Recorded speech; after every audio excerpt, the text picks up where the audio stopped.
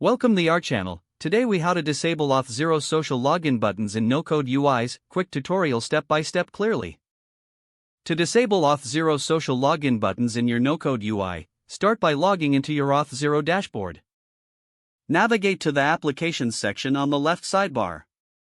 Select the application for which you want to disable social login. In the Application Settings, scroll down to find the Connections section. Click on the Social tab to view your configured social login options. Here, you will see a list of social providers such as Google, Facebook, and Twitter. To disable a specific social login button, toggle the switch next to the provider off. Repeat this step for any other social login providers you wish to disable. Once you have adjusted the settings, verify your changes by saving the configuration.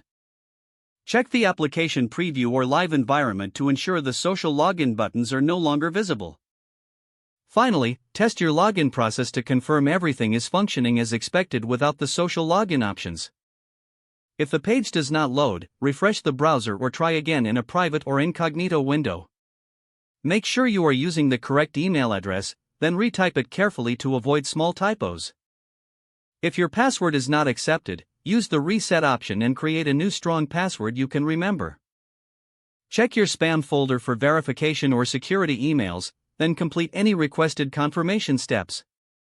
Enable two-factor authentication if available to improve account security and reduce unauthorized access risk.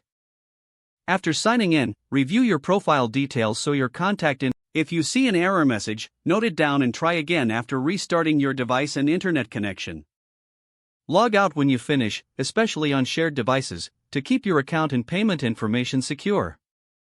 If the page does not load, refresh the browser or try again in a private or incognito window. Make sure you are using the correct email address, then retype it carefully to avoid small typos. If your password is not accepted, use the reset option and create a new strong password you can remember.